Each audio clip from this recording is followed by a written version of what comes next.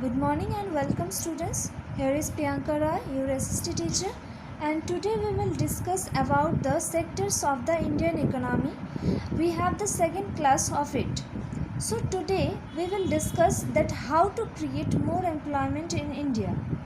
When we classify the sectors, we already notice that the predominantly there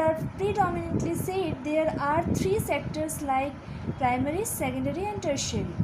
Now, what should be the ways how we create more employment by providing irrigation facilities or more people are engaged with these types of work? Normally we notice that transport system is a very vital activity which is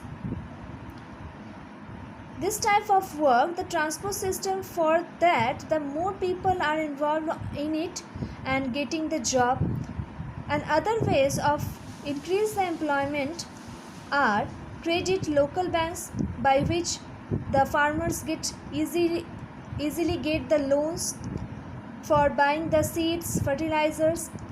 Fourth is the moving of urban areas to the suburban areas and the village areas.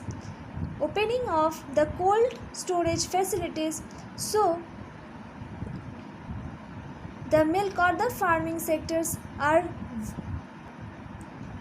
profitable, and we have to opening up more schools and more medical facilities so the people are more engaged with this type of jobs. And last of all, we must realize that some of the suggestions discussed above would take a long time to implement, like the right to work in about 625 districts of India. It is called Mahatma Gandhi National Rural Employment Guarantee Act 2005, MGNREGA of 2005. Under this type of schemes, all those who are able to and are in need of work in the rural areas are guaranteed of 100 days of employment in a year by the government. Now we already classified sectors on the way we are talk about the primary, secondary and the tertiary sector.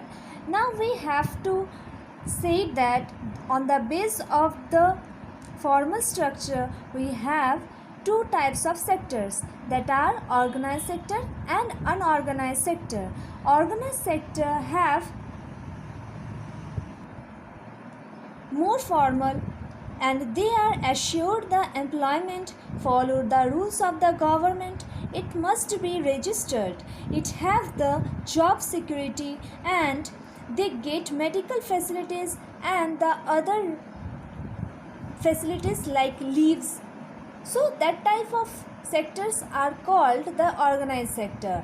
Where in the other hand unorganized sector are who have no assurement of the employment, do not follow the rules of the government, it's not must be registered, and it have the no job security and the other security like the medical facilities and the health facilities or the leave facilities, they have not it.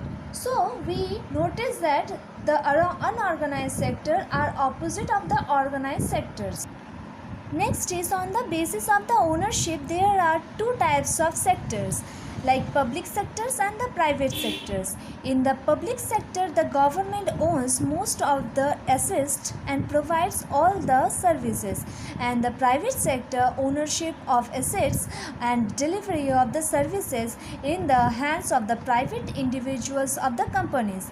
Railways or post offices is an example of the public sector, and we use that the railway, bus stops or buses, and the Tata Iron Steel Company Limited, Tisco or the Reliance Industries are the privately owned. But there are something like several things needed by the society as a whole, but which the private sector will not provide at a reasonable cost. For that we are needed the public sector in our compulsory needs. There are some activities which the government has to support, like the private sector may not continue their production or business unless the government encourages it. And for example, selling the electricity at a cost of generation may push up the costs of the production of goods in many industries. So the private sector could not do it, and the other sector like the public sector give the electricity in a reasonable cost. There are a large number of activities which are the primary responsibility of the government. The government must be spent on this, providing the health and the educational type of facilities. We have to discuss some of these issues in the first chapter: running proper schools and providing quality of education, particularly elementary education. Hope so my knowledge will help you to understand this chapter. Thank you. Have a nice day.